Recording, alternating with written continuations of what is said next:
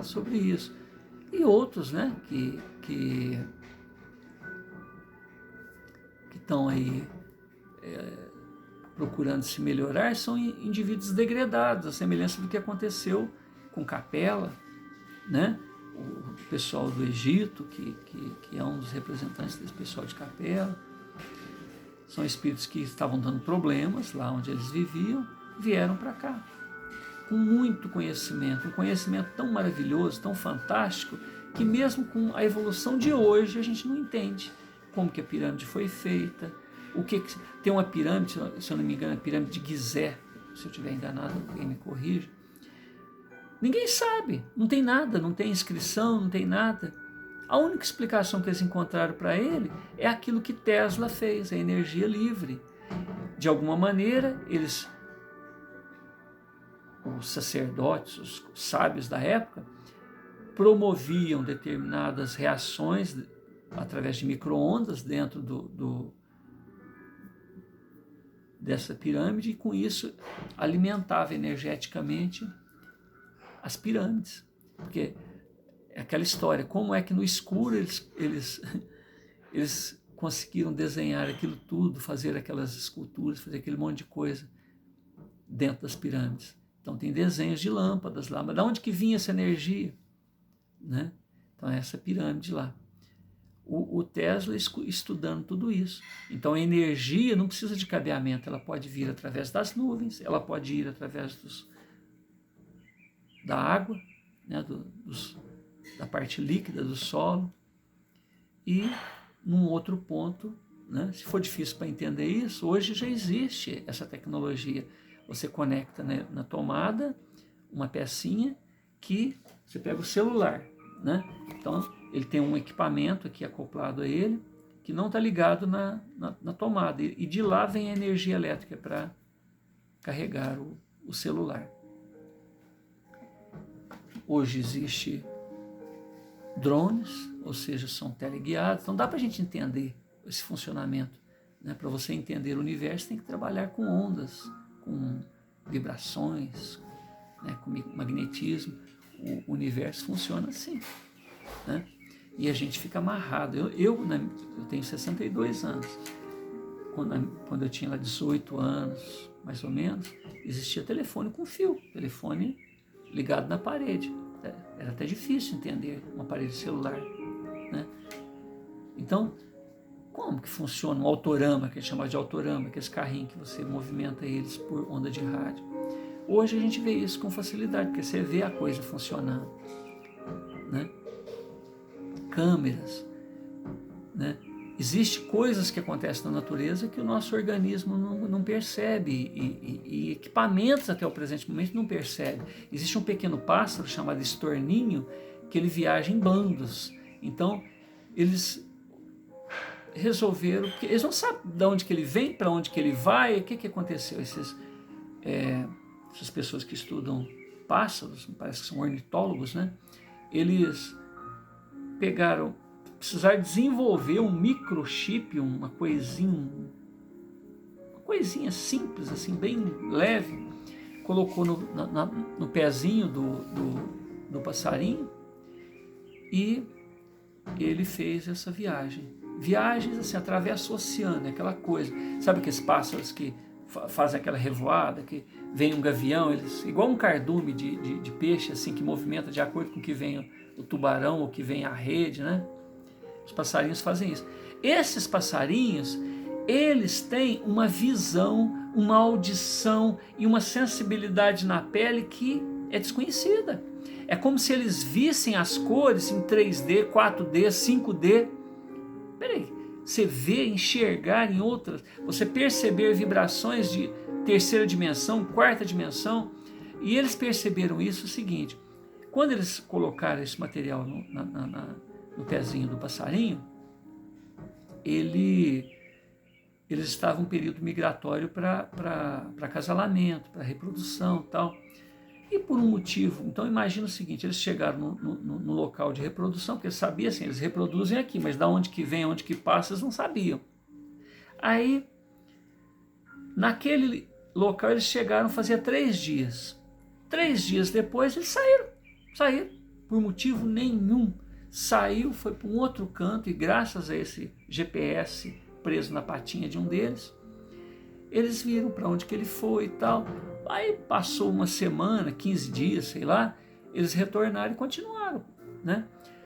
Eles ficaram por muito tempo sem entender o motivo pelo qual esses pequenos pássaros, que são uma coisinha, parece um beija-flor, tão pequenininho, quem já viu um beija-flor, pegou ele na mão, sabe? É um beija-flor, o tamanho desses passarinhos. E eles retornaram e continuaram todo o processo tal, e ficaram por meses tentando entender.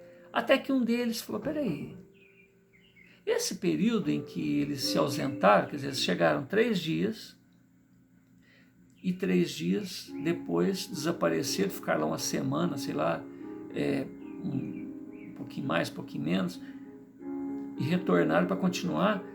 Nesse período, aí eles foram ver as catástrofes, as imagens, as gravações do que aconteceu naquele local no intervalo. Sabe aquele tornado, aquela coisa que devastou o local? Eles falaram assim, peraí, nós temos equipamentos sofisticadíssimos para saber o momento em que uma tempestade vem. Equipamentos que estão acoplados em satélites, equipamentos que estão acoplados no solo, equipamentos que prevêem as menores variações vibracionais, de umidade. E ninguém sabia que viria aquela tempestade. E o pássaro que fazia 3 dias que chegou ali para iniciar, né, todo aquele ritual de casalamento, de coisa, 3 dias depois saíram e voltaram e fizeram o que tinha que fazer depois, né, continuaram o processo. Então eles perceberam isso, que um pássaro tem isso. Se a gente for olhar outros animais, né, qualquer um, insetos, todos eles têm esses recursos que nem equipamento atual não tem, né? Cachorro sente um cheiro, a abelha sente um cheiro, a borboleta sente o cheiro de coisas que a gente não percebe, tem visão daquilo que a gente não percebe, de uma maneira que a gente não consegue entender, né? E a gente fica pensando como é que tudo isso é possível, toda essa complexidade aqui na Terra, junto a pequenos seres que a gente desconsidera a importância deles, e a complexidade, então, a nível macroscósmico, e a complexidade a nível microcósmico, a nível de fractal, a nível energético, a vida íntima do elétron, a vida íntima do nêutron, do neutrino, né? Então, realmente, só um espírito crístico, muito velho, de bilhões de anos, onde outros sistemas solares, outros universos que já não existem mais, deram o espaço, deram a oportunidade para que seres como nós, né? A orientação dos livros espíritas é que Deus cria sempre. Deus está sempre criando.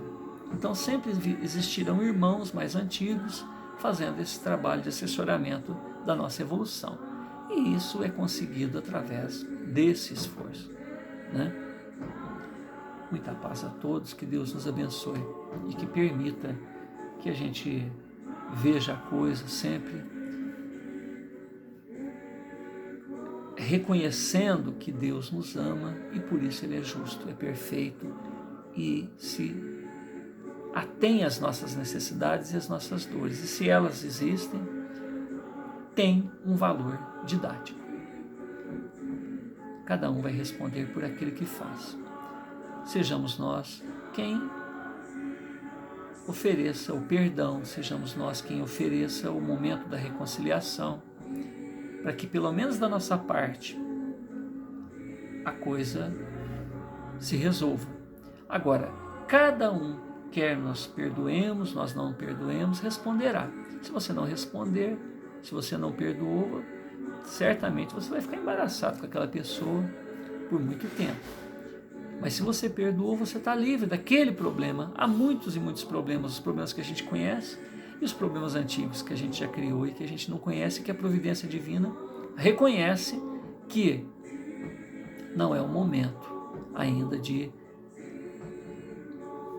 os resolvermos. Por quê?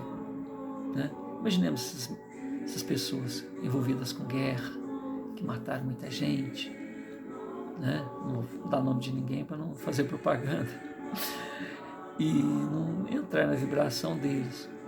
Como é que pagam uma coisa dessa? Bilhões de pessoas mortas de maneira perversa. E cada um desses que morreu sob o jugo, por que morreram?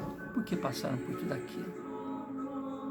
Que tipo de compromisso cada um de nós tem para estar ali naquele momento, perdermos o corpo físico, passarmos por dificuldades, mas como seres imortais, aquele corpo fica na terra e nós, no que somos, continuamos. Ou seja, herdeiros de tudo isso, né? Se bem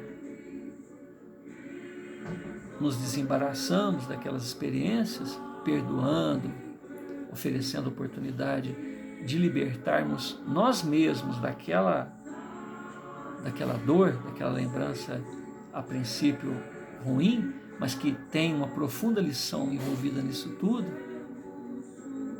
certamente nós vamos criando mais e mais forças, esse lumen que, conforme a gente citou aqui, o Senhor da Luz deixou uma bruxuleante luz dentro do coração de Flarik, e o objetivo dele é tornar aquilo um sol cósmico. Que tipo de dores Jesus passou, independentemente do que passou aqui pela Terra, para chegar à condição de Cristo, para chegar antes disso à condição de Espírito perfeito. Que esforços não foram criados, que teatro fantástico não foi criado a nível de universo, de cosmos, para que fosse possível um espírito dessa grandeza evolucionar a esse ponto, né?